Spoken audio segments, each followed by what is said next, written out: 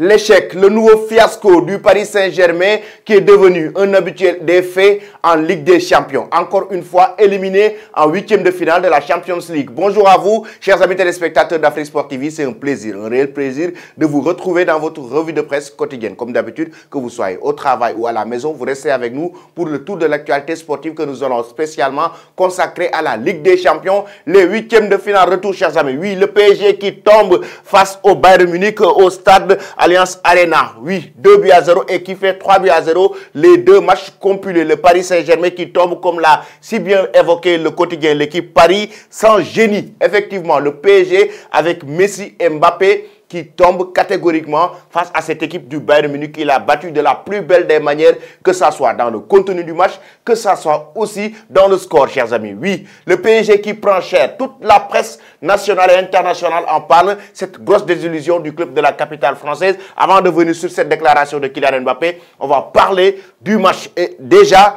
de la désillusion du PSG. Le Paris Saint-Germain, comme l'a si bien évoqué le quotidien, l'équipe Lionel Messi et Mbappé, complètement muselé. Le PSG est redevenu une équipe ordinaire, surclassée par le Bayern Munich. Cette nouvelle élimination prématurée marque l'échec de tout un club, notamment de sa direction. Et oui, je fais une précision par rapport à sa direction parce que c'est un échec du club de la capitale française, mais un échec de la direction du Paris Saint-Germain. La direction du Paris Saint-Germain qui doit se remettre en cause maintenant. Oui, pourquoi? Parce qu'il y a une statistique catastrophique concernant le Paris Saint-Germain en Ligue des Champions. Depuis 2016, aujourd'hui, chers amis, sur les 7 dernières éditions de la Ligue des Champions, le Paris Saint-Germain a été éliminé à 5 reprises en huitième de finale. Qu'est-ce que ça veut dire?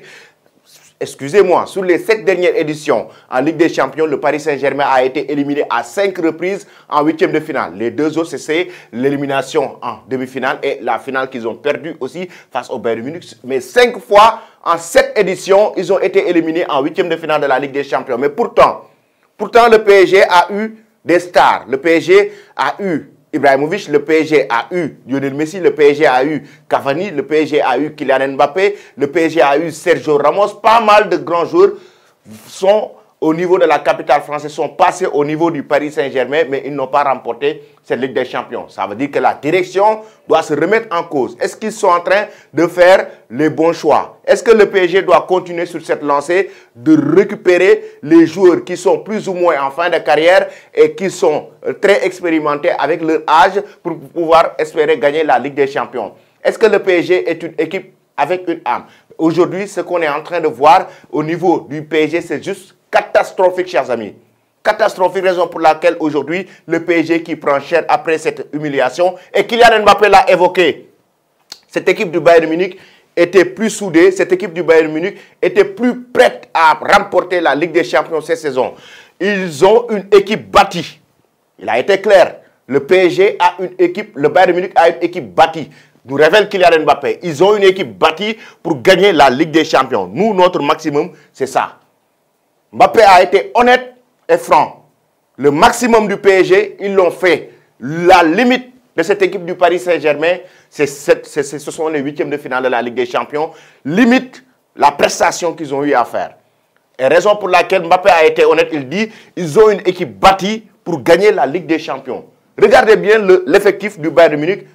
Comparé un peu à l'effectif du Paris Saint-Germain. C'est diamétralement opposé. Il y a une très grande différence, chers amis. Même le banc, la profondeur du banc du Bayern Munich durant les changements en deuxième période, avec le banc de cette équipe du Paris Saint-Germain, il y a une très grande différence. Ça veut dire que le PSG n'a pas réussi à bâtir une équipe pour gagner la Ligue des Champions. Ils ont joué sur les individualités, ils ont joué sur l'arrivée des stars comme Lionel Messi, comme Sergio Ramos, pour espérer, avec leur expérience et leur expertise, gagner la Ligue des Champions. Ça n'a pas du tout marché.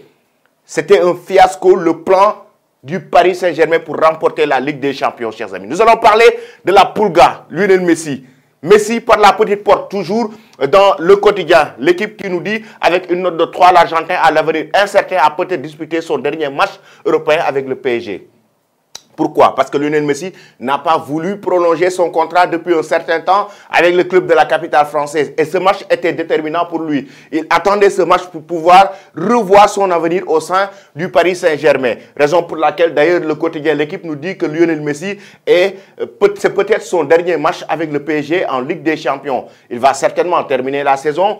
Mais est-ce que Lionel Messi va-t-il rester au PSG? Ça, c'est à revoir, chers amis. En commentaire, vous pouvez dès à présent commencer à donner vos avis et nous dire si Lionel Messi aujourd'hui doit-il rester au Paris Saint-Germain ou bien le PSG même doit-il libérer Lionel Messi ou bien la Pulga doit quitter le club de la capitale française, soit pour retourner au Barça ou aller dans un autre championnat comme en Arabie Saoudite ou MLS. Mais vous pouvez donner vos réponses en commentaire. Lionel Messi qui a été inexistant dans cette rencontre face à cette équipe du Bayern Munich. Certes, il a été trouvé plusieurs fois, mais il n'a pas été décisif. Nous dit le quotidien L'équipe. Beaucoup trouvé, mais peu décisif, chers amis. Nous allons venir sur un cas. Marco Verratti. Dans chaque élimination, dans chaque échec, dans chaque fiasco, il y a un coupable. Il y a des coupables, je dirais. Mais le plus grand coupable de cet échec du Paris Saint-Germain, c'est Marco Verratti. Hier même, j'ai entendu énormément de consultants, que ce soit sur Canal, que ce soit sur les autres télévisions, qui ont carrément évoqué la déception qu'ils ont eue sur la prestation de Marco Verratti en deuxième période. Si vous regardez bien, Marco Verratti, c'est un joueur très talentueux. Quoi qu'on puisse dire. Il a du talent, il a cette capacité de dribble, il a cette capacité de faire des bonnes sorties de balle sur le plan défensif. Il est là, tenace, un très bon joueur, un très bon milieu moderne. Mais Marco Verratti, aujourd'hui, chers amis, sur le plan mental, il doit encore faire beaucoup d'efforts. Pourquoi? Regardez bien sa position au sein du milieu de terrain de cette équipe du Paris Saint-Germain. Quelque chose qu'il a réussi pendant la première période de cette rencontre face au Bayern Munich. Il a réussi à faire beaucoup de sorties de balle. Il a réussi à faire beaucoup de sorties de balle. Il a réussi à vraiment aider cette équipe du PSG malgré le pressing haut de cette équipe du Bayern Munich en première période. Mais en deuxième période, Julian Nagelsmann a eu une stratégie. Comment récupérer les ballons sur Marco Verratti? Énormément de ballons qu'il a perdus, surtout en deuxième période, parce que là, le Bayern Munich savait que à chaque fois, soit c'est Vitinha, soit c'est Marco Verratti qui faisait sortir les balles, qui faisait cette transition entre la défense et le milieu de terrain. Maintenant, ils ont réussi à le museler et à récupérer son ballon. Mais Marco Verratti, les risques qu'il a pris dans le match et les risques qu'il a pris pendant plusieurs années avec cette équipe du Paris Saint-Germain aujourd'hui, ça a payé cash dans cette rencontre. Regardez bien, pourquoi? Le remplaçant de Marquinhos, Bichabou, oui, qui avait l'opportunité soit de jouer avec Sergio Ramos, soit de jouer complètement sur le côté droit avec Danilo Pereira. Mais il a préféré jouer avec Marco Verratti. Et Marco Verratti aujourd'hui, ce qu'il a fait, ou bien Marco Verratti, si vous regardez bien, ce qu'il a fait par rapport à cette action et le risque qu'il a eu à prendre, même Xavi Hernandez à son époque, qui était meilleur que lui, ne le faisait pas. Même Andrés Iniesta, qui était meilleur que lui, ne le faisait pas. Ne prenait pas ces risques, il jouait plus simple. Même des joueurs aujourd'hui comme Sergio Busquets, jusqu'à présent, qui joue et qui est meilleur que lui, ne fait pas ces genres de risques.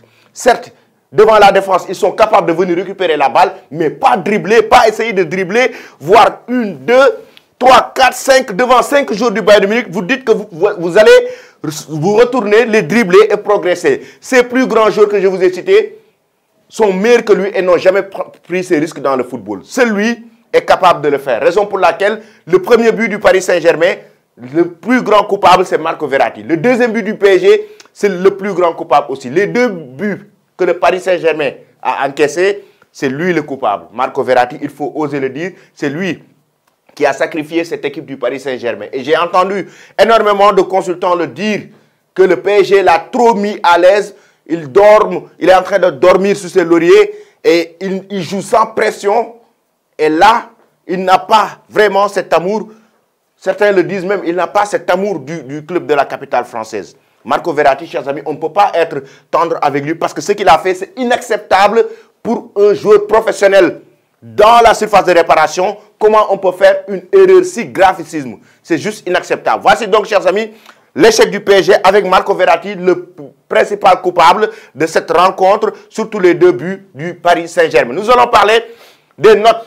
Ensemble, nous allons donner des notes que ce soit les joueurs du PSG, que ce soit les joueurs du Bayern Munich. On va démarrer avec les joueurs du Paris Saint-Germain. Moi, personnellement, vous pouvez en commentaire aussi donner vos notes. Moi, si je donne une note aujourd'hui à Donnarumma, je lui donnerai une note de 6. Quoi qu'on puisse dire, il a sauvé le Paris Saint-Germain sur certaines actions. Et oui, mais une note de 6 pour Donnarumma. Sergio Ramos, je lui donnerai une note de 6,50. Oui, parce qu'il a assumé sa position de patron de la défense et il a été bien. Sauf que, malheureusement pour lui, Marco Verratti a perdu ses ballons et le PSG a encaissé. Danilo Pereira, je lui donnerai une note de 6. Marquinhos, lui, qui est sorti, bon, on va le snobber, on ne peut pas lui donner une note. Il y a Achraf Hakimi qu'on va donner aussi une note de 6, tout comme Nuno Mendes. Ils ont joué le rôle de piston. Ils l'ont bien fait sur les côtés, chers amis. Mais ça n'a pas du tout bien marché. Marco Verratti qui prend une note de 3, à mon avis. Il a été le plus gros flop de cette rencontre au sein du PSG. Tout comme Fabien Ruiz. Fabien Ruiz, plus ou moins, je peux lui donner même une note de 4. De l'autre côté, Vitinha, il a été bon. Il a été bon. Je peux lui donner une note de 6 aussi.